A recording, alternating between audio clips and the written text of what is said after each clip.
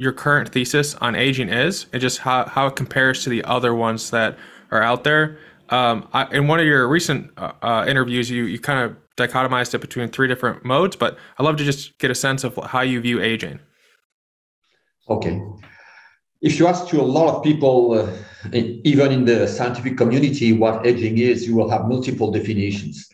What I would like to say about aging is, first, we start to understand the biology of the drivers of aging. There has been in 2012 a definition of the drivers of the hallmarks of aging, and we went to 9, to 10, to 11, to 12. Every conference is a new driver of aging. I think what's really important in aging for people to understand, it's a process, a biological process that we understand. It's a multifactorial process. That means it's not, and our brain doesn't like this kind of multifactorial approach. We like to have one cause, one effect. Here we have multiple cause, one effect, aging, and we call that aging. We may in the future change the word aging and subdivide aging in different categories, but that's another topic. It's multifactorial. That means there will be possibility to act on aging, to delay aging, maybe even to reverse aging in certain organs, and maybe generally reverse aging. But do not expect one company come with a silver bullet. It will be like in cancer. You don't expect to have one company solving the cancer problem. You have multiple companies developing multiple strategies to fight cancer. Aging is as complicated, it may be more complicated biological process than cancer. We start to understand, we start to have tools to do it. The general public is not aware about it. And it's not there's still this mindset of people saying, I'm getting old, I don't respond to vaccine very well, I cannot climb stairs as I used to do, my memory is not as good. I have to accept that situation because it's just aging. And if you go to your general practitioner and say, yeah, it's aging, you have to accept it. In fact, you should not accept it. That's an old mindset. It has been true forever. So we don't even question it. We said, okay, it's aging, it's a fatality. So aging is a biological process, it's not a fatality. We don't have to age. It turned out that we age, but if you take the clones, for example, you take an old cells and you're making a brand new living organism, every gene is there. There's some methylation around your genes. Some genes are reprogrammed and stuff. That's what we call aging. But there's no fundamental biological reason for aging. It just happens. So key messages on aging, it's a biological process that we understand. There will be multiple ways to act on aging. It's already there. And people should not accept aging as a fatality. So it being multivariable, I'm curious, what allowed you to focus in on SIRT6 gene, that mutation? I think it was found in like centarians and stuff. Like, what made you focus on that versus like maybe working with Yamanaka factors or any of these other opportunities? We like the reprogramming, the Yamanaka factors. I can talk about that. I think it's very interesting way. The reprogramming and the in vivo reprogramming is quite interesting. We can discuss that later. Why did we took the option to develop a gene therapy for aging? Most companies are developing either drugs that already exist and they repurpose those drugs for aging. It's a very pragmatic approach. It's a low-hanging fruit. It's drugs, those are drugs that are well-known, well prescribed, they already exist. And they said, hey, it seemed that by serendipity, we noticed that people with metformin, even if they have diabetes, they live longer than people who don't take metformin and don't have diabetes. So there should be something in metformin. And That's the approach that my friend Nir Barzilai is pursuing with the TEM study in phase 3 in the US. It's moving fast. It may come as an FDA-approved drug for aging. Fantastic. You have rapamycin, you have alpha-ketobutyrate developed by Brian Kennedy at NUS. Several people are doing that, and it makes a lot of sense. Anyway, those drugs will not provide a significant change in lifespan and health span. It will be a marginal benefit, but a marginal benefit is already a huge benefit for the community in terms of delaying age-related disease and also avoiding a lot of cost about dependence. Then there's people who work on one of the drivers of aging. A company like Unity focus on one of the drivers, said we focus on senescence. And we said we noticed that when we age, we have more senescent cells. Senescent cells are nicknamed zombie cells. They are cells that are not dying. They're not moving to cancer. They just stay there and release cytokines. It's called SASP, pro-inflammatory, and recruit other cells, but do nothing. They're not dead. They're still alive, but they just create inflammation. And when you have too many senescent cells in a tissue, the tissue is not functional, and that's what we call aging. And that's one of the view of aging. But keep in mind, aging is multifactorial. It's not only a question of senescence. These companies like Unity develop new chemical entities to develop senolytic or other approach to deal with those senescent cells, to kill them, to prevent them to arrive. That's an approach. You have now companies like mine who notice that there's a huge difference in aging that can be explained by gene. Just let's take simple, in the animal, we are all animals, and we notice that a dog lives 10 years. A mouse lives 2 to 3 years. And it's linked with the gene, the genome of the dog. Our company think that one of the common denominators of all the aging factors, senescence, mitochondria, is mostly in our genome. We all notice around us that some people are aging gracefully without cancer, without cardiovascular disease, without neurodegenerative disease. They die at 105 in the bed, and they still do a lot of things. They don't have a fancy lifestyle. We can discuss that. Nir Barzilai is a very interesting story about centenarian. He loves to interview centenarian. And once he interviewed a woman who was 105, and during all the interviews, she was smoking. And he said, I'm sorry, I need to interrupt you. You were smoking and you're 105. Did at any time a doctor told you not to smoke? I said, oh, yes. 3 of them told me that. They all died. The point is, it's not only your lifestyle, there's not only what you do or what you kind of supplement you take, there's some inequality among us. Some people have good genes and will be centenarian, and some at 65, 70 will start to develop type 2 diabetes, Parkinson and Alzheimer, have 2 or 3 stroke, develop cancers. We see that this inequality, and we think that to fix this inequality, you need to act at the gene level. It was not possible for a long time because gene therapy was reserved for kind of a last resort therapy.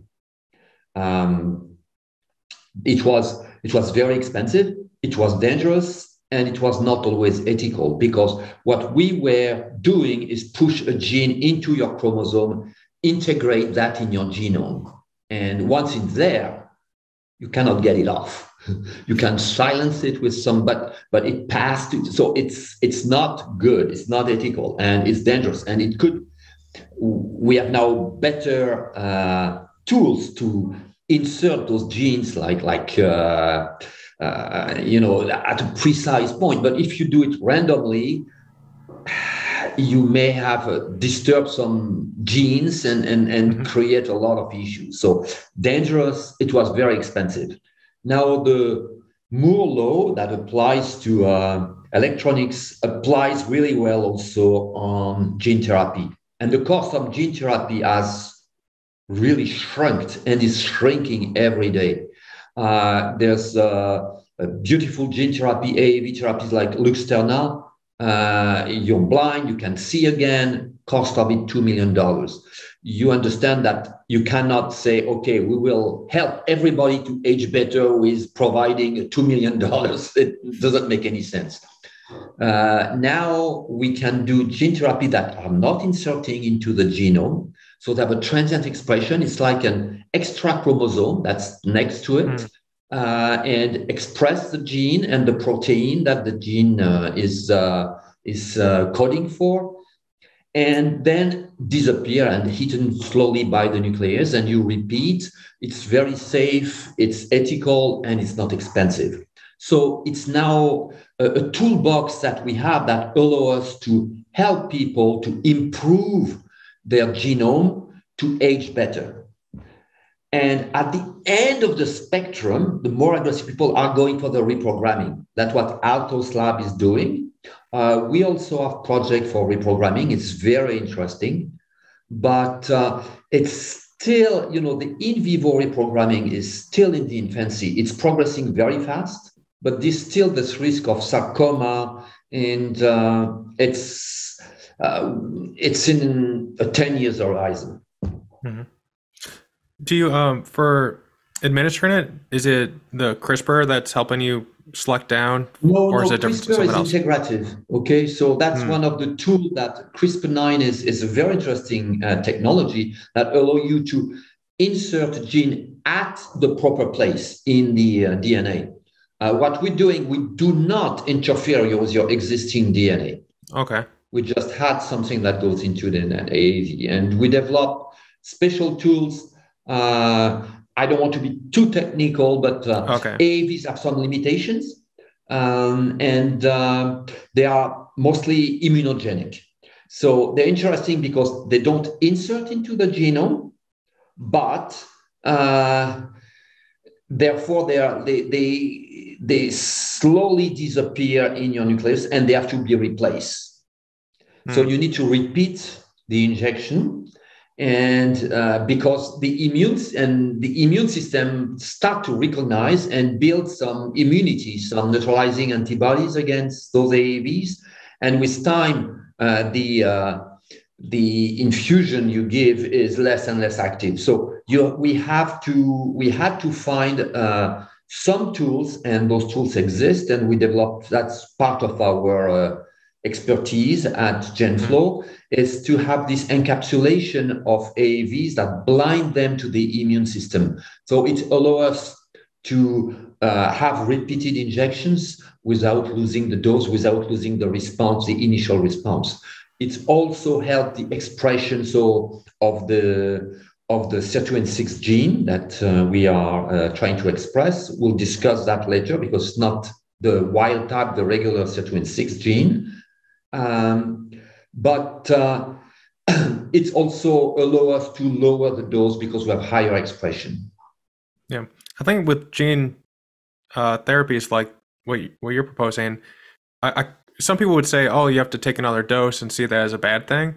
But taking another dose or having to continue the therapy over time means it's like if something went bad, I feel just like, my thoughts are if something went wrong with it. It's only like a period of time, like half-life with doses of any therapy. It's kind of like if you have an adverse reaction, and I've had adverse reactions to drugs. It's like, okay, only 4 hours, and then it's done. My doctor's like, just hold in there, lol. I know it sucks, and so it's kind of a nice thing that instead of if it was like permanent, we had like great solution that's good too. But I think we're a ways away. But in the interim, having something that it does seem like kind of a benefit in that way, where if something were to go wrong, and I don't know to the extent Yes. you Yes, efficacy and I stuff, understand. We pay a lot of attention of safety. Safety is the Yeah. main, and the regulators, the FDA, the European Agency, MHRAs, pay a lot of attention to the safety. There's some safety issues that are linked with the vector, the way we deliver the genes. Yeah. Now, what we deliver, the gene we deliver is, you said sirtuin-6. That's the gene we deliver. That's our gene of interest in medical jargon. And in fact, that's not the wild type of the sirtuin-6. Sirtuin-6 we administer is a sirtuin-6 that has been mutated and was discovered in centenarian. So people who are centenarian have this mutation of the gene, and this mutation is not found in people who are not centenarian. The idea is, why sirtuin-6? You ask the question, and sirtuin-6 is one of the genes that repair DNA. One of the main hypotheses about aging is the fact that our DNA is more fragile than we think. At school, we see this beautiful long, and it divide, and it's in real life, it's not like this. Our DNA is relatively fragile, and it breaks. When it breaks, it has to be repaired. And unfortunately, in 2/3 of the case, the machinery that's supposed to fix that just fix it badly. It inserts an ACTG, and it had a nucleotide that should not be there in the middle, non-homologous double enjoining repair, as opposed to homologous that fix it as it was before, when you have the two strands of the DNA are broken. That's when that creates some issues, sometimes none, sometimes it creates some issues. These issues are fixed by what we call epigenetic. So you have methylation groups, or methyls, that comes to block the reading of the faulty DNA. It's just faulty DNA. If it was not coming, you could get cancer, you could get apoptosis. The cell can say, "Wow, it's so faulty, I'd rather die," for that apoptosis, and it goes for suicide.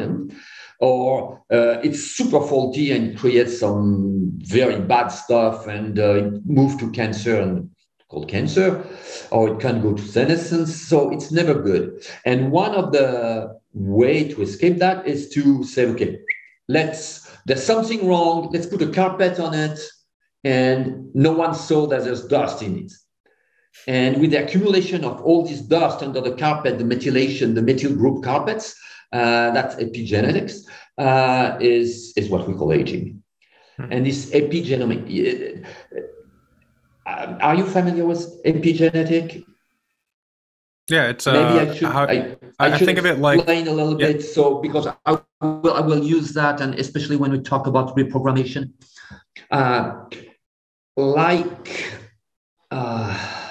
all the time in biology, we understand, we got the final solution, and there's another step, and another step, and another step.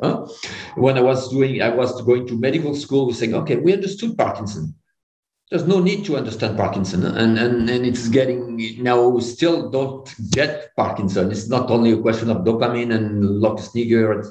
Same thing with genes. We said, okay, now we understand our genome. It has been fully sequenced. That's it. We have all the genes we have to understand.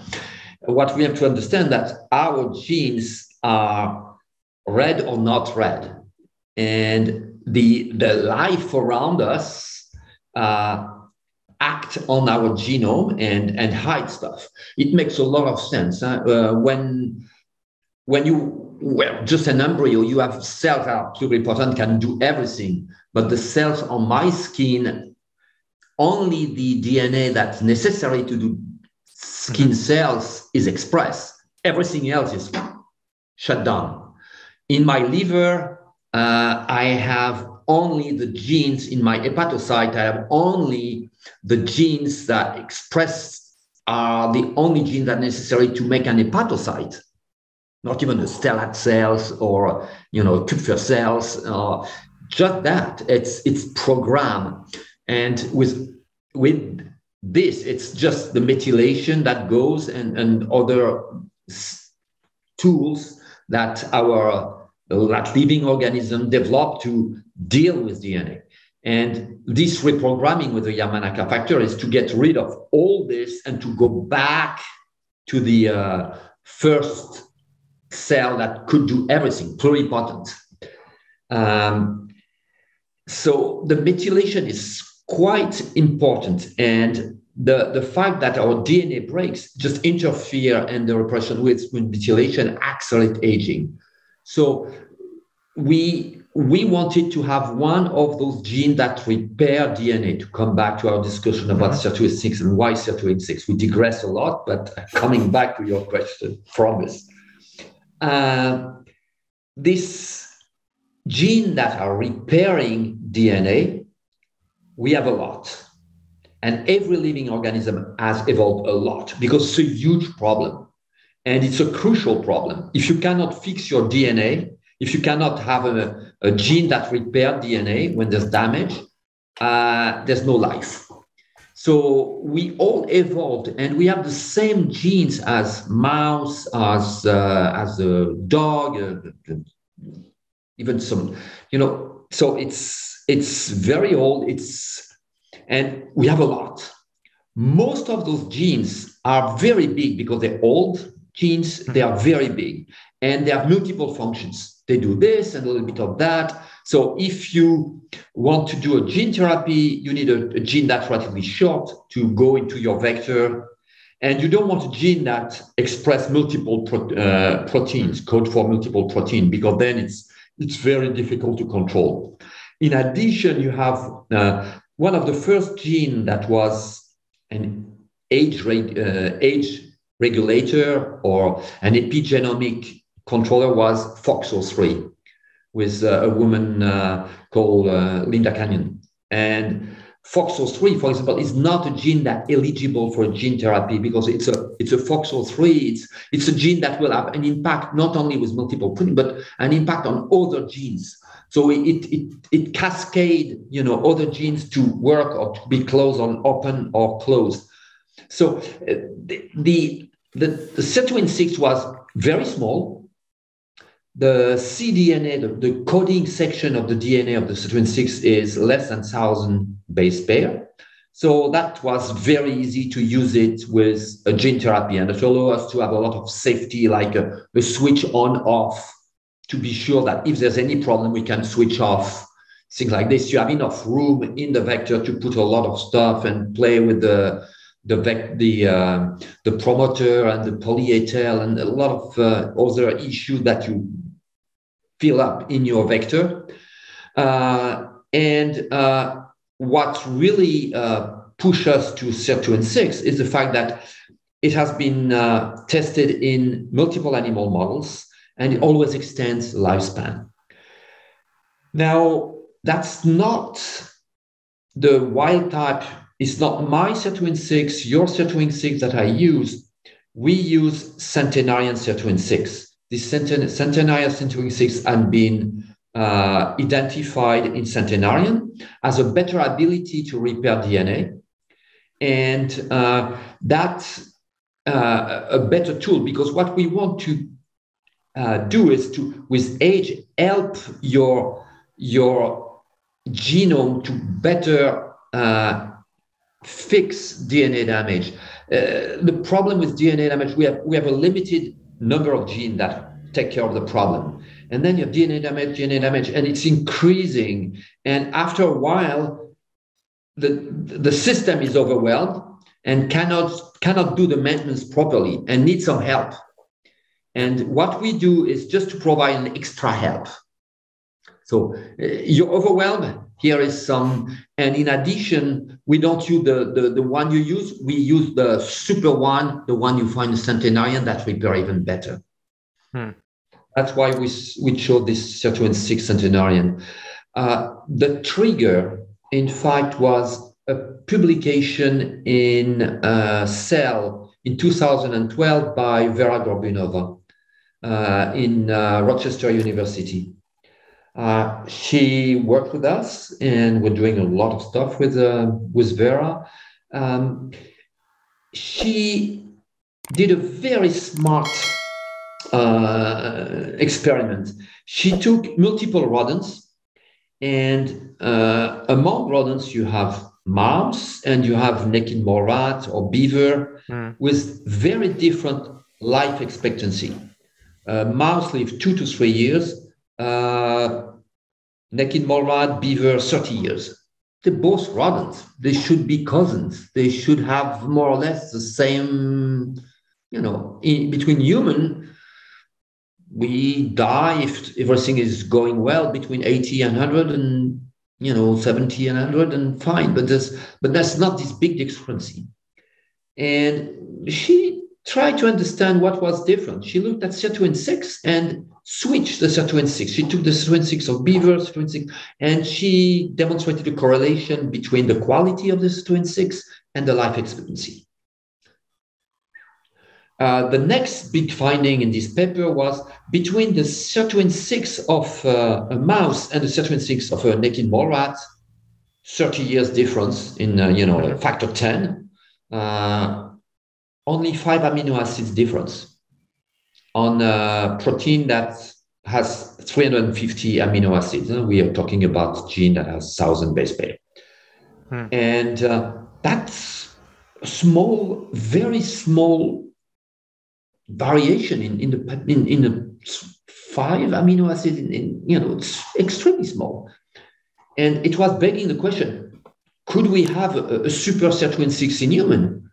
And the question was, yes, we searched in centenarian and we found this super centenarian mutant. So that's what we developed, and we are quite excited about it.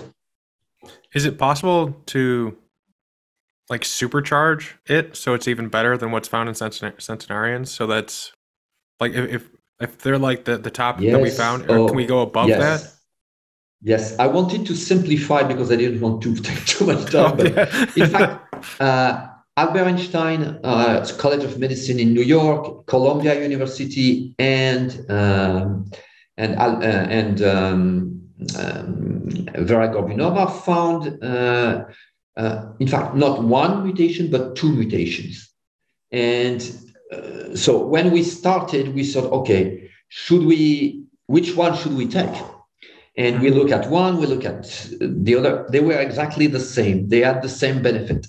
And to our surprise, when we added the 2, and very few super centenarian had the 2 mutation, they had only one or the other. But when we have the 2 and the gene therapy that now we propose add the 2, in fact, there was a synergy, and we got,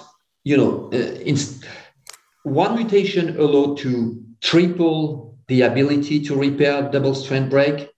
And when we took the 2 mutation, we had 6 times the ability to repair DNA break. So that's our supercharge, if you want. Yeah. Is there an age where if you go after, is there an optimal age to administer a therapy like this? So then you have the rest of your life to have the benefit, or even because I imagine you're adding more shovels to clean things out. So if you're 70 and you just have more. Yeah, I'm just wondering, is there an optimal age for it, or can everyone uniformly use it to its maximum effectiveness? Okay. Typically, it's a difficult question. Oh. And you have to take what I say with a grain of salt. First thing about aging, we still think, yes, in general populations, there's some misconception. So we talk about aging when we are, after 50, 60, say, oh, yes, aging. Before, it's not really, we don't age. It's kind of, you age in utero. You start aging. If you say aging is kind of accumulation of genomic dysregulation, you aging in utero. You start aging in utero. So Should we start in utero? No. To answer your question, I should say, what is the objective? Mm-hmm. The objective is not to extend the lifespan. Our life expectancy has been progressing. It's absolutely fantastic. In 1900, between 1900 and now, we got a new life. Okay, life expectancy was 43, it's now 82. Yeah, we have, in fact, more than double our life expectancy. So in every one of us, compared to the 1900, we got a second life. Fantastic. In the US, for the first time, we saw a decline because of the opioid crisis, but it's going back, and we see a growth of. With the tool we develop, we will extend again life expectancy. But if I give you a third life, but this life is only going to chemotherapy, trying to get your kidney to solve your stroke issue. You forgot everything because you have Alzheimer. You have a type 2 diabetes. You go to dialysis. That's not a gift. It's a curse. Mm-hmm. That's the situation now. Yes, our life expectancy is increasing, but our health span is not increasing. Health span is the time you are healthy. When you're 65, you have, in average, 2 comorbidities. You already have either diabetes or cardiovascular disease or neurology. It's what our healthcare system, that's a misnomer, is a sick care system. We wait for you to be sick. Most of the time. We don't take into consideration risk factor very rarely. Cardiologists are doing it. You go to your cardiologist and they found you have high blood pressure, they will give you something for high blood pressure. High blood pressure is not a disease, it's a risk factor. You had no symptoms. It was just a discovery. Same thing with your cholesterol level. You have cholesterol level, they give you a statin, fine. To prevent to have a stroke, to prevent to have a myocardial infarction, fine. There's some risk management. Now, if you go to your doctor, your general med doctor, and you said, doctor, I just I lose my mind. It's just I get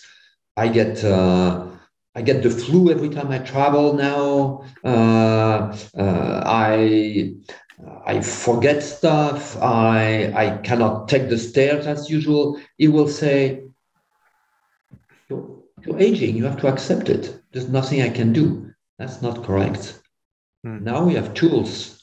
You can do stuff to not only delay age-related disease, the cardiovascular disease, the cancer, the stuff like this, but you can also delay this kind of slow decline of functions of your immune system, or of your cognitive capabilities, of your muscle mass. You don't have to lose your muscles with age. It's not something, that's not a fatality.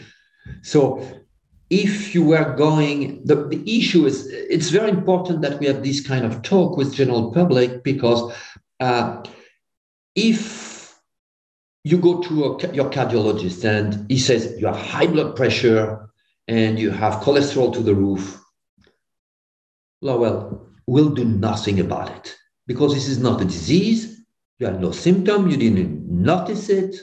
I will wait for you to do a stroke. Well, the guy is crazy. You run to another cardiologist and say, give me a statin, give me something to lower my blood pressure. Should I try to a diet, do something, but don't accept it. And now you go to a general practitioner and say, hey, I can't climb those stairs now. You're old, Lowell, accept it. No, because we have tools now. Mm-hmm. But The mindset has been here for thousands of years. It's a change of paradigm. We need to change our mindset. It's very difficult. And general public, they may here and there, yes, we start to understand longevity. Oh, they will make us live to 150. I don't want to live in it. It's not that. It's, do you want to have a miserable 10 last year of your life? Or do you want, like the super centenarian, maybe to live 10 more years, but to enjoy those, to be engaged, to have autonomy, not to depend on others, to be able to do what you always wanted to do, not to be going to dialysis, to chemotherapy, to re-education for your stroke. No, to have real life. That's the issue. And it's possible. And people should do things, especially when you look at the demography everywhere. Huh? There's a silent revolution, a silent demographic revolution. We talk about global warming, we talk about things that are coming, but something is coming. It's the aging of the population of the world. We tend to think, oh, that's a problem for Japan, for the Japanese, the Italian, the German, the Russian. Yeah, they have issues, but no, worldwide. For the first time in human history, there's more people age over 65 than people under 5. Yeah. First time. Never happened. But every community, every society is organized on the base that we have this big pyramid with a lot of young people who support few people. In France right now, they're talking about retirement. They have to move it to 64. It's big fuss. They guys started writing. So why should we move from 62 to 64? It's not sustainable. There's too many old people, and the life expectancy is increasing, but the health span is not increasing. So it's a larger of sick people who depends on a very small base of young people. Mm-hmm. I can bet there's a lot of young people at one point who would say, why should I continue paying for those old guys that are dying and just always sick? I can pay for 1 chemotherapy, 2 chemotherapy, 3 chemotherapy. That's enough. That's not sustainable. But we still say, no, it's not happening. We will wait when it will become, an acute problem. It's already almost an acute problem. In the Japanese government has huge issues now, but it's everywhere. It's worldwide. Mm-hmm.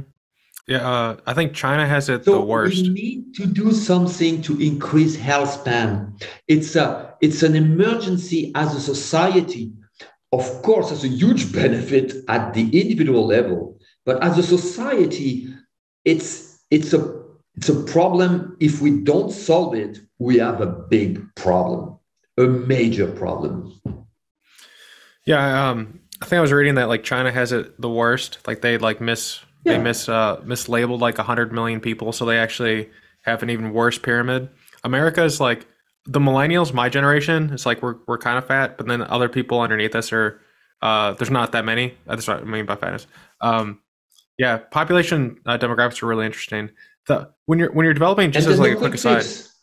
Yeah, no. And there's no quick fix. If it's a slow train, but you can sit, and we're going slowly into the wall, and everybody says, no, let's wait to hit the hole. But it's coming. We know it's impossible to deny it. But we say, we have other problems to solve. Yes, we have a lot of other problems to solve, but this is a huge problem. On the list of the big problems the world has. Yeah, it's when they say it's an exciting time to be alive, it's usually not a good time to be alive. That means there's like so many things to do. But I will say that we have technology now to do something. If it was like 200 years ago, it's kind of like what do we have to, like 200 years ago we leached a president to death. George Washington literally was killed because of leaching, and he had pneumonia at the same time. So like I think we have a lot of potential, like what you got going on, to affect change in that. I'm curious. So I keep reading about these like Ginkgo Bioworks and Thago type platform companies that build that try to be like AWS or like servers for companies like yours to do aspects of the development so you don't have to do everything. I think of it from like a tech standpoint of like having servers. I don't know like how you think of it, but do you use anything like that? Like I don't know anyone who's actually used what these platforms are building. So I'm just like, is this a part of how you're expediting your pipeline, or is it you're just like, you know, how do you think about it? Oh, there's a lot in your questions. Pipeline you mentioned. First, right now my company is a company that's one trick pony, let's say, because we based on one technology. It is variant of CERT26. We focus it. We develop it for two indications. One, Werner syndrome. It's a progeria. It's a disease of accelerated aging. So people 30, but they look like they're 70s and they're multiple comorbidities. It's a rare disease. It's developed under orphan drug designation. So we have some kind of benefits, but it's a small market. And we develop also in liver disease called NASH. It's non-alcoholic steatosis. That's mostly fatty liver that evolves with toward hepatoma through cirrhosis and fibrosis. So you go fatty liver, fibrotic liver, cirrhosis, and hepatoma. It's a huge problem, especially in developed countries. It's the soda disease. It's Coca-Cola. It's a gift from Coca-Cola and other stuff like this. It's a huge number of patients. A huge number of patients have fatty livers. A significant proportion of those patients will evolve to fibrotic liver, will evolve to cirrhosis, and a few more to hepatoma. But it's a difficult disease to treat. What we do with our CERT26, we can rejuvenate the liver. Well, our objective is to rejuvenate liver. Liver is a very interesting organ in terms of aging. Certain animals can regrow an arm. You take a salamander, you cut, and you regrow a tail. We cannot do that. But if I cut half of your liver, your liver will regrow. That's one of the organs. Our skin can do that, sometimes with fibrosis, but the liver can also do that, can regrow. So that's very interesting. And what we want, the CERT26 has activity on the lipids, activity on the fibrosis, and we were very happy to sign some very strong antifibrotic activity. Has the tumor suppressor activity, so to block the evolution to hepatoma. Also, we have some activity at the amino acid and the ceramide, also this kind of other lipids that help us to act at different level. So at the cirrhosis level, at the hepatoma level, before the hepatoma level. So we can really help the liver to come back to a more functional level. So that's NASH. But we are only one trick pony because we have one technology. And for the investors, that's always risky because you put all your eggs in the same basket. Either the technology is working and fantastic, you become a very rich person and you're very smart investors, or it fails and you lose everything. And we don't like to lose everything. So to be a binary event like this is difficult. So what I'm working now that we have the program with the gene therapy program with CERT26 well in place, moving forward, is to grow the pipeline. In addition, it's consistent with our belief that the aging process is multifactorial. There won't be one company coming with, oh, this is a silver bullet, and you take this and you will live forever without any problem. That will not be the case. if I was saying that for cancer, people would say, "Oh yes, is a crack. It's not working." Think about aging as cancer, more complicated. So there will be multiple agents. That doesn't mean we do nothing against cancer. We can act, and we can do things on aging, but there will be multiple people, multiple companies, multiple approach, multiple combination for some people, for some situation, for certain age, with different safety profile for the therapy, more or less aggressive, more or more potent on this or this aspect of aging. So this is what's happening. And we are growing our pipeline. Now, how do we operate? One thing that's really interesting in being a biotech or research organization in aging is the fact that because of this multifactorial aspect of aging, we collaborate a lot. There's some therapeutic area where there's competition and people keep everything they do confidential, and they do not cooperate. They will even mislead their competitors. You see that that's not the mindset in longevity. In the conference, there's a lot of exchange. A lot of people understand that there's some there's a lot to gain from exchanging. There's now I'm going tomorrow to the Evolution conference in Riyadh. It's a fund from the Saudi.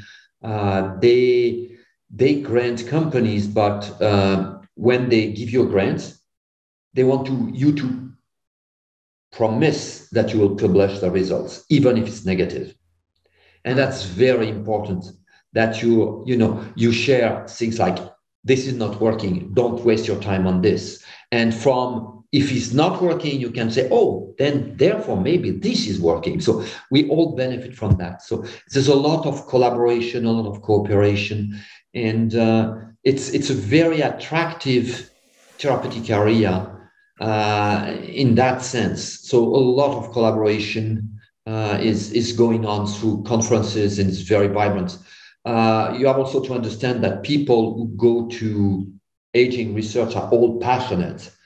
In academia, that was not the fast track to choose, going for aging research. It's people who were really passionate, were ready to take risk. People like David Sinclair at Harvard. He didn't push his career at Harvard. He had it's not approved by the FDA. It's not regulated by any agency. It's not a disease. Why are you doing aging? Focus on Alzheimer. Focus on cardiovascular disease, on cancer. But why aging? In fact, yes, focus on aging because it makes much more sense to delay those age-related diseases where we have, when you have stroke, you've got a stroke. It's very rare that you get the chance to get a TPA and get your clot out. Most of the time, it's something we do very little. And you got a stroke, and if you're hemiplegic, and you're on your own to get back to normal. It's difficult. So it's not like also we have a cure for Alzheimer, or so you get. So anything that could prevent all those diseases, type 2 diabetes, we don't cure it. Type 2 diabetes, we manage it poorly, and it evolved to renal insufficiency and to dialysis. And is going to dialysis quality of life? I don't think so. Just especially when you have type 2 diabetes, and if you have also neurodegenerative disease, if you have Parkinson, if you have or any kind of comorbidities, it add up.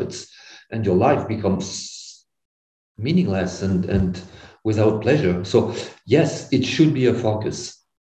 Yeah. Sorry, but again, we diverge a lot from your initial question. Feel free to resend to me. One aspect of it that I don't know if we were able to touch on, and I'll add a third one in there. I'm curious about the effects of machine learning on what you're doing, as well as are there platform companies like Synthago or Ginkgo Bioworks that comes in and does an element of the research like I think a ginkgo will make like the organism for you. Synthago, I think, will make like the CRISPR thing about. I know you don't use that, but I'm just curious as like an example. No. But AI is super important component, and that's why there's therapeutic areas where nothing happens, and all of a sudden there's a tipping point, and everything accelerates because there's multiple factors that just the gene therapy allows that, the biology of aging we understand, and one thing that was very important is the ability to measure aging. I don't mean chronological. When you measure aging, you say, I'm whatever, 40 because I was born. And then if I count, it's 40 years. For my age, it's 40. But what's very important is to have a very good idea of what is your real biological age. And people like Steve Horvath at UCLA, now working for Altos, did a fantastic job on that. And we have now better tools to create those biological clocks that measure the biological aging, the real age. So what is your real biological age? To develop those biological clocks, AI is now playing a major role. And you have people like I cannot pronounce his name, very, very smart guy, but there's a lot of people now who are use AI to develop those clocks. And measuring something, to be able to measure something is a very important step in understanding the biology and acting on the biology of something. First, you have to be able to measure. If I take, for example, I read a very nice book that was saying that all the law of thermodynamics came after we invented thermometers. Before we understand what heat and all those guys came with the law of, we needed to invent the thermometer. One you can measure, and it could be the Kelvin, the Celsius, the Fahrenheit. Okay, and there was the history of thermometer is very interesting because the melting point you chose. One guy even chose the melting point of butter to develop the thermometers, but it was you develop the way to measure, and then you can develop a theory of thermodynamic, and it's the same thing. You can measure the biological age, and then you can develop a theory of aging, and that helps us a lot to have those tools. Those tools are now very reliable, and it's a very important part in the explosion of our understanding of the biology of aging. So AI is playing a lot of roles. This one is the biological clocks, but also in understanding the biological of aging, we understand that it's extremely complex and there's multiple factors. You may find people who talk about aging from senescence because they have PhD in senescence, have been working on senescence, so they focus on senescence, but senescence does not explain the aging problem in itself. Some people say, oh, it's a mitochondria. They spend 20 years to get a PhD on mitochondrial function and say, yeah, it's the energy, it's coming from there. And they have a very strong rationale to say, yeah, it's coming from mitochondria. It doesn't explain the totality. So all these drivers interact, and there's the hallmark of aging are kind of separate, but in fact, the epigenome dysregulation act on senescence because a cell goes to senescence because there's an epigenomic dysfunction. So they are all interacting, and the AI and the deep learning is crucial because we have here enough data, enough complexity to use those tools. The main limitation, from what I understood from deep learning, is sometimes that you don't have enough data. So the deep learning can, but here we have really, it's typical things where we have a huge now input from AI, and this will increase, and we will use that tool more and more often. Some very interesting companies that are developing tools only based on deep learning and AI. It's amazing. Yeah, it's really fascinating technology. It's one of the things that I'm currently learning, the machine learning of the actual like engineering of it.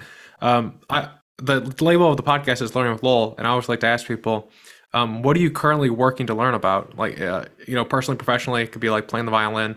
What are you currently working to learn about? Sorry, what we're currently working on? No. What are you currently working to learn? Oh, to learn about, there's, I'm trying to learn a lot about reprogramming now. With the Altos Lab and the recent publication from the in vivo use of Yamanaka factors in mouse. There's a kind of an interest. It's aggressive. Are you familiar with the Yamanaka factors? I know about the Yamanaka factors. I have not read. Okay, I just Yamanaka is this research guy the Altos people. Japanese guy who just discovered that by cultivating cells, old cells with 4 factors, you can return them to these pluripotent stem cell, let's say, cells with multiple potency can do a lot. So when I was in med school, we were saying the river is going from up to down, and you have the pluripotent cells, and then one is going down. There's no way to come back. And these guys said, no, you can come back. You have people like Jean-Marc Lemaitre in France who were even able to go take senescent cells.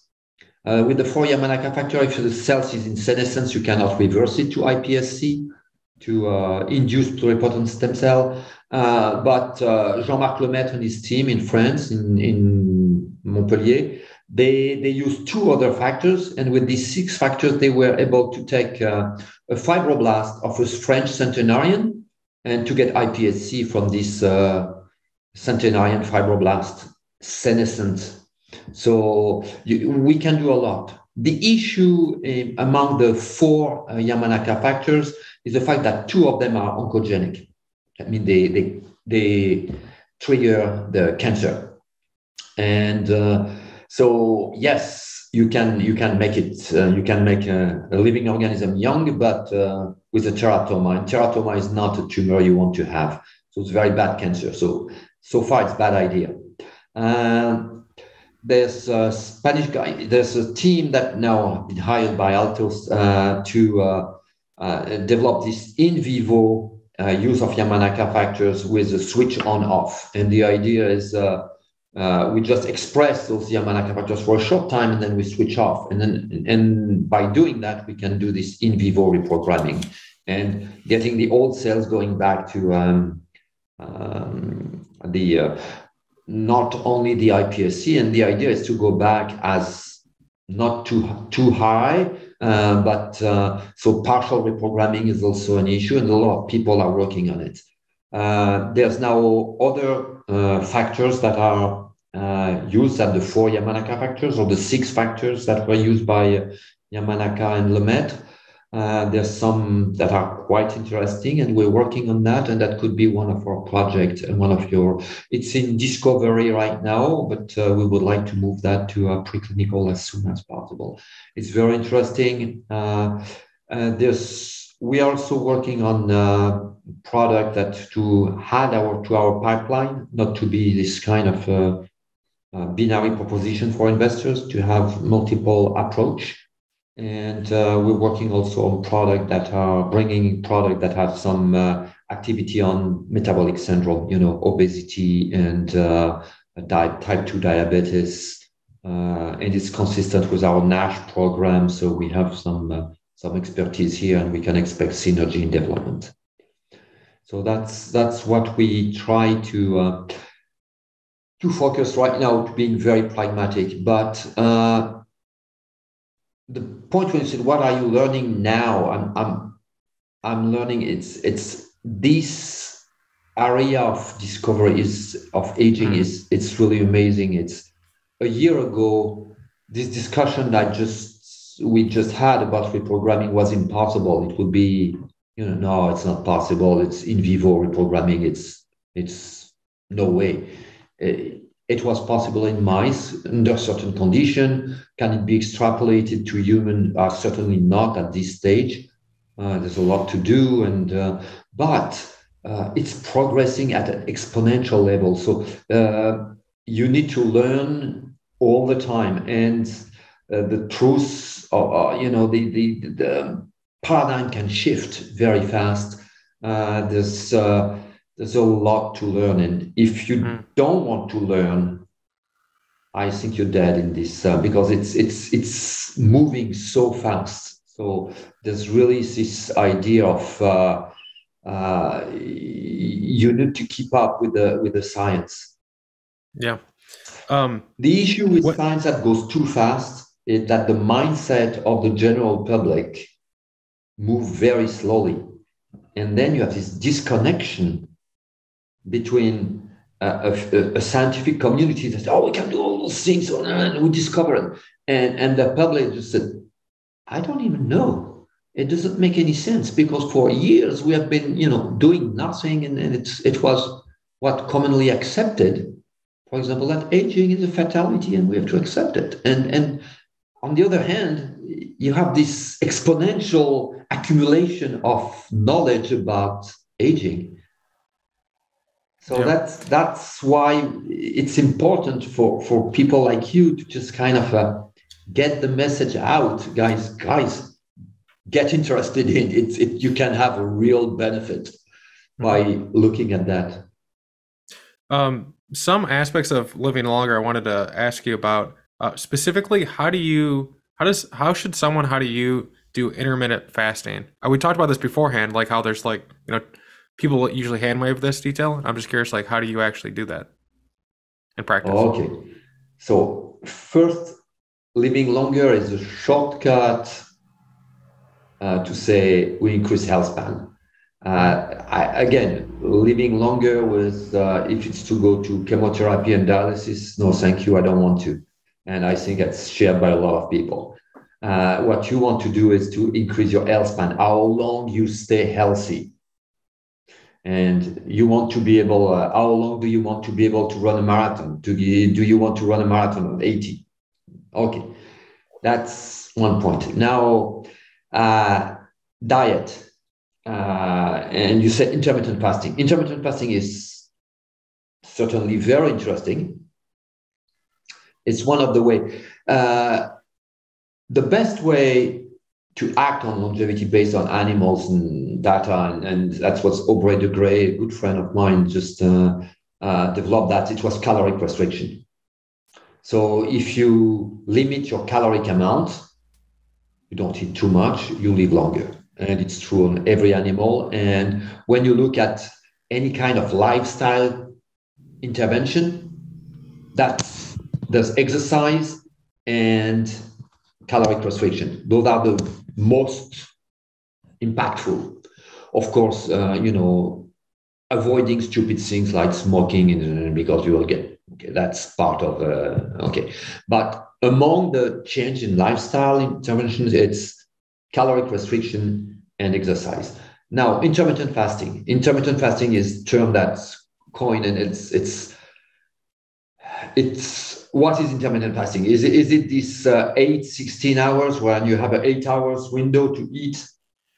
By the way, this 8 hours I learned from Uberman, that it was just 8 hours. There's no rationale for 8 hours or 7 or 6 hours. It's just the guy who did the first experiment had a girlfriend who wanted him to be in the labs no more than 8 hours. So he fed the mice for 8 hours. But if you had a girlfriend who said you can stay 10 hours, maybe the window will be 10 hours and 14 hours of starving. Okay, but anyway, there's definitely a benefit. And there's definitely, not pushing mTOR all the time, the mTOR pathway by not having food, and any kind of stimulation of the insulin pathway, of the mTOR pathway, could be very interesting.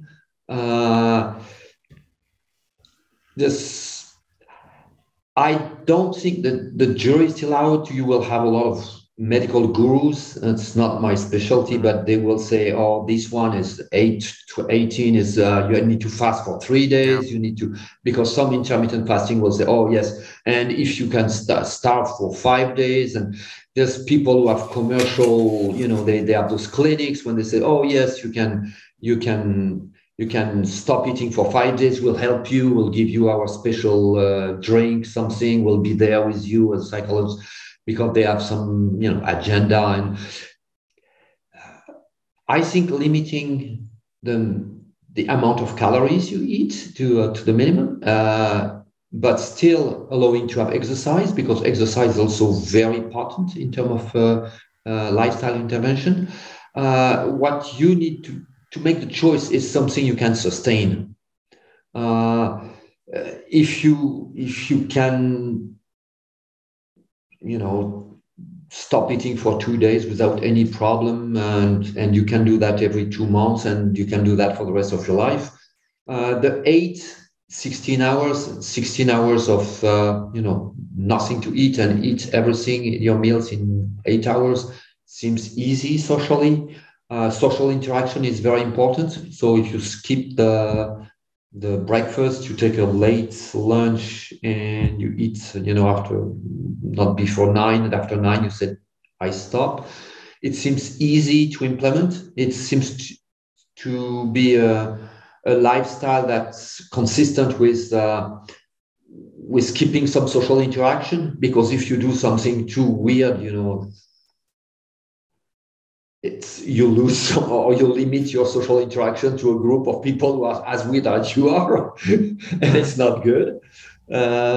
So it seems to me acceptable. But yes, it's definitely something, exercise and caloric restriction through intermittent fasting. And intermittent fasting is not only working because it induces some caloric restriction. It has its own benefit, because for 16 hours, your insulin is not, stimulated, and so you don't have your mTOR pathway stimulated. All that is huge benefit, and it allows all those repair mechanisms to be upregulated, and to be able to really fix the damage, where we're talking about, how do we fix DNA damage, and how important DNA damage is in the aging process. Because that's the underlying cause of aging, accumulated damage in your DNA. Yeah. And then what books would you recommend people read? It doesn't have to be related to longevity. It could just be things that you enjoy or have enjoyed recently. What drives me in life? No. What books would you recommend people check out? Oh, for aging? It could be aging, could be just things that you enjoy. Oh, things I enjoy. I have a lot of different. Right now, I'm reading "Being You," which is about a very good book on consciousness. I like it a lot. I'm reading about noise also. That's my next one. I've not read it, and that's the next one on my bookshelves. But there's some very kind of people who are interested in aging. I will recommend the book from David Sinclair. It's now old, but it's very good. It's still old because it's something like 3 years old, something or 4 years old, and it's already too old. There's some books from humanists, and there's some. There's in fact some good books about let me see, the Death of Death, from this guy, a humanist, a Spanish guy from MIT. It's Death of Death. It's quite interesting. It's futuristic. It's include also some ideas like cryogeny. You die, you just freeze people before just in hope that they can resuscitate and fix the problems. All kind of very bold hypothesis, interesting. Now, what I read is mostly nonfiction. I read some philosophy. I read Kant again, Immanuel Kant, about autonomy. Being working on aging, it's creates all kind of philosophical issues, and one of the promise about our industry is to give back autonomy to older people. If you're familiar with Immanuel Kant, he's the guy with rational judgment, and he says that one of the definition of human is our autonomy, the fact that we're autonomous, that no one is telling us what to do. We can say what we want to do based on our judgment, and it says, okay, that's an oversimplification of the work of Immanuel Kant, who's now is shaking in his thumb. But autonomy is very important for us. And when you age, you lose this autonomy, and it's part losing your what makes you human. And one of the objectives of the therapy is not only to delay age-related disease, not only to keep some muscles so you can still walk, you can still have social interaction, but to keep one very important part of your what makes you human, your autonomy. And I've seen that in my family, in my surroundings, people who lost their autonomy, brilliant people, and when they aged, they were not allowed to do anything, not to decide for themselves, for their life. And I found that profoundly saddening. So that's something. But can't I read that step by step, little by little, and I just mix it with several books. But there's so many good books right now. So yeah. And then recently I read the Elena Ferrante novels, because my wife loved it, and it's the Napolitan novels. It's a very interesting book about Neapolitan nobles. Yes. Okay, I haven't heard that before. It's Elena Ferrante. It's in fact you have 4 books, and it's a story about Napolitan girls who, and it's a kind of a history of women in Italy and how this patriarchal society evolved, and there's a religion and the place of women. It's very interesting. It's a very interesting feminist book, but combined with some kind of historical perspective on Italy, and it's extremely well written. And then we have a couple of some listeners. I pinged people and said, "Hey, I'm going to be talking to Eric today." So they asked some questions. So okay. I'm going to say their usernames. And for people out there who didn't want me to say their usernames, you should have said so, because I'm going to read them anyway. So X2OP, I don't know. You can make fun of me for pronouncing it wrong. What is a job or skill set that is in high demand outside of actual biotech research in longevity? In other words, how does someone from outside this field best contribute to the longevity movement? Oh, interesting. Longevity, we talk about the importance of AI. I think someone who has some kind of AI expertise and deep learning will do very well in longevity. Now, longevity research, you can develop drugs like small molecules. You can develop, which is a skill that's disappearing because now we move away from small molecules, but we still need people who understand metformin, things like this. We will develop a lot of gene therapies. I think that will be a major major source of progress. Peptide will play a role. When I say gene therapy, gene and cell therapy, I include mRNA and reprogramming tools. So someone with good understanding of cell biology will have certainly a major role. Just to interject, they were asking more for like non-technical roles, like so people who aren't biotech researchers, who still want to be a part of helping, like business people, I guess, maybe, or people who just aren't technical. I think there's a lot of people like your profile, people who communicate, because it's very strangely, there's reluctance. It's people when you said,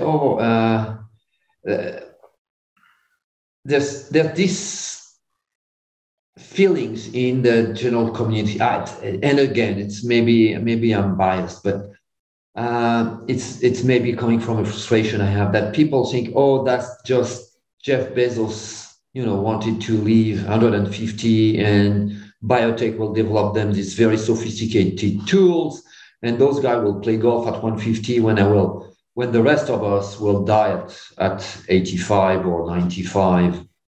And it's not for everybody. And in fact, this has to be changed because that's not correct. The fact that there's some people like Jeff Bezos investing with Altos, but there's also people at Google involved in also put a lot of money in Calico and research. It benefits the entire community, and there's a lot of exchange. And so, but there's still this idea that it's not for me; it's just for a few very rich people. So, in fact, you have people who can communicate to others. That's extremely important. I think economists could be also working on the tool because there's a huge benefit. I was shocked. I've seen a paper written by it's not even published, but it's a pre-publication, so I will not say the author, but the financial impact of metformin.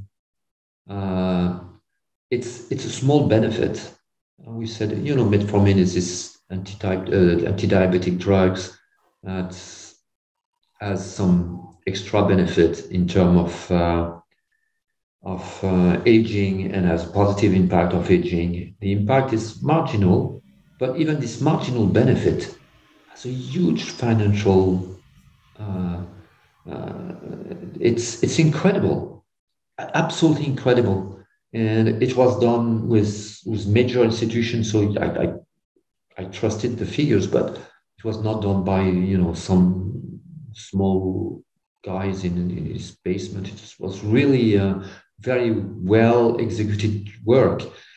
So to convince the politician, the regulators that yes, aging should be considered as a risk factor. There's a huge benefit to invest in aging research. There's a huge benefit to provide to a large majority of people tools to age better. Mm-hmm. That's very important without being a scientist. Yeah, so there's a couple of ways there to help out. I mean, then the last question is going to be from Lunchbox. I like this guy's username. I didn't read it before typing it out. Lunchbox Ultimate 01. I love your username. Which asset in GenFlowbio's pipeline is most advanced, and what is the planned time frame for human or veterinary clinical trials of said asset?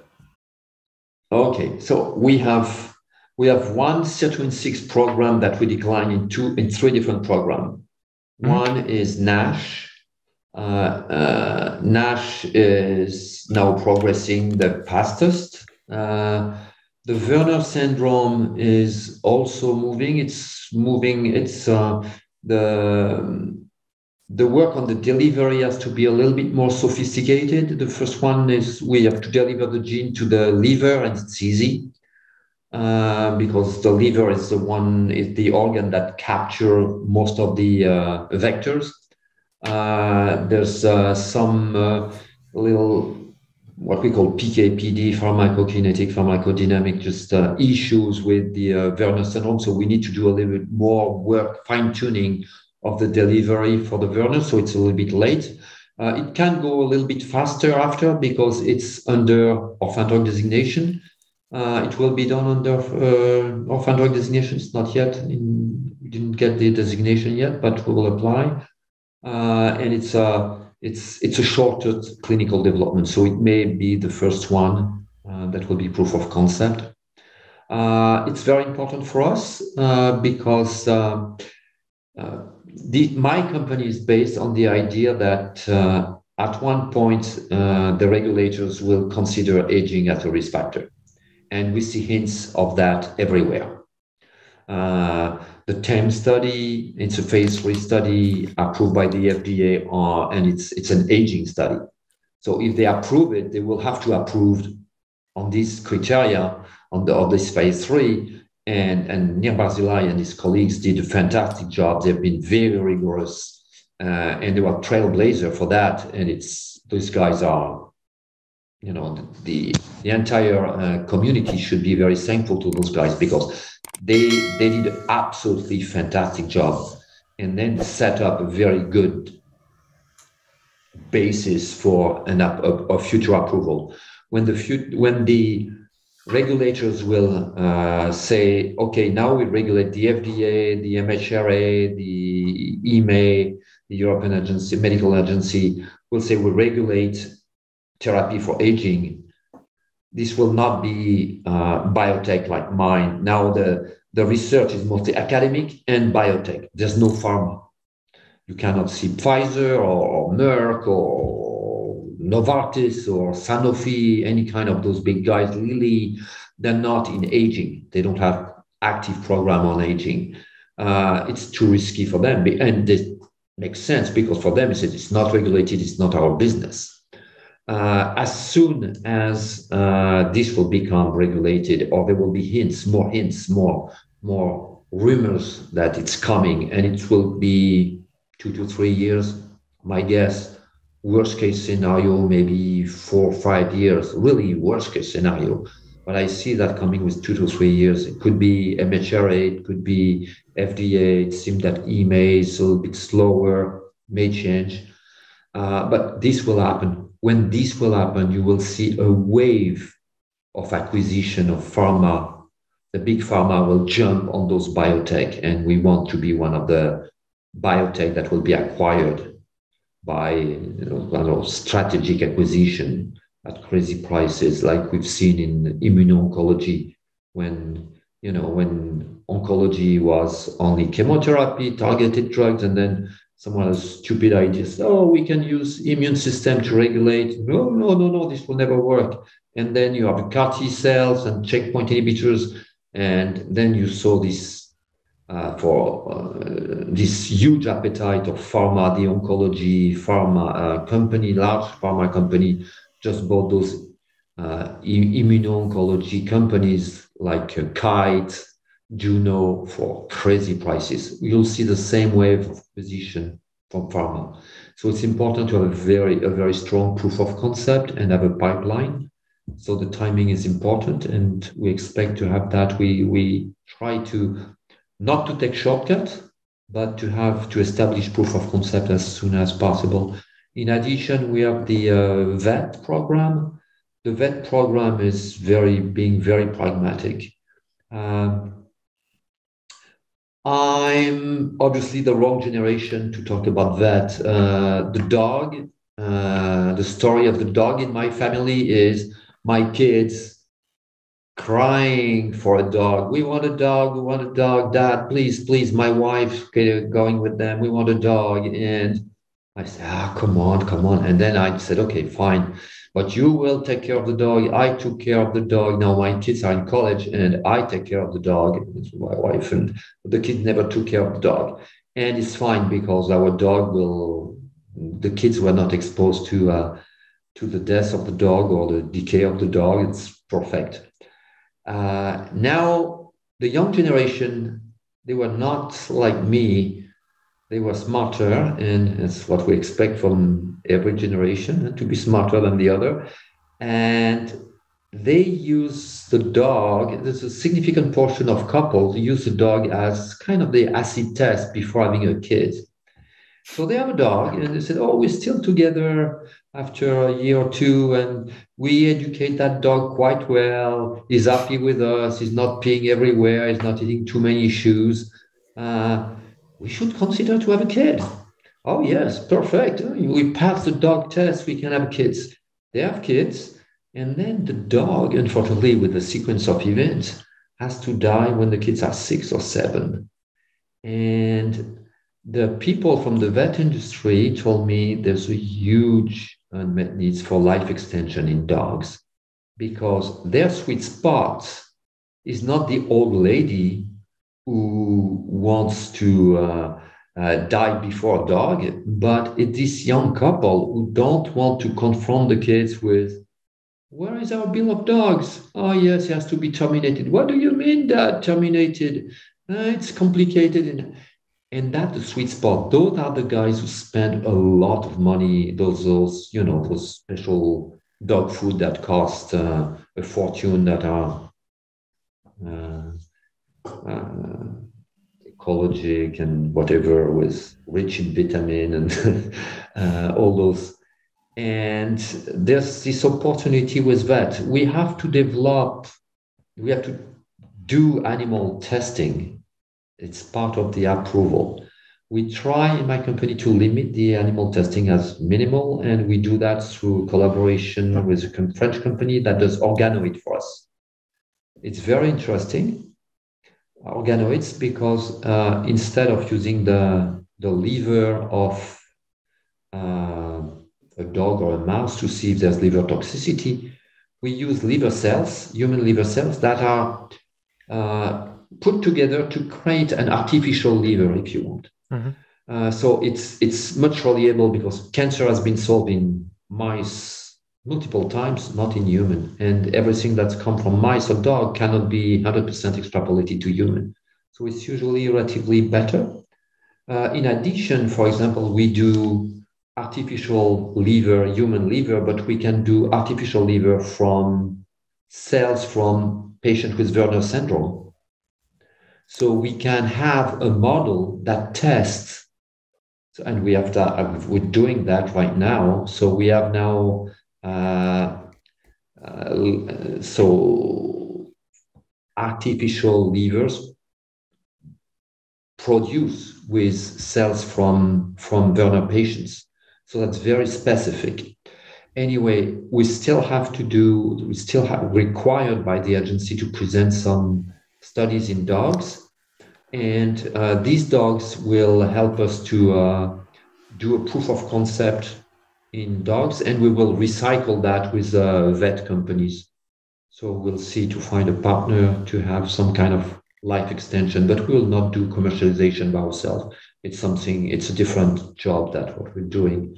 So as soon as we have proof of concept, we'll contact a vet company and sell the product.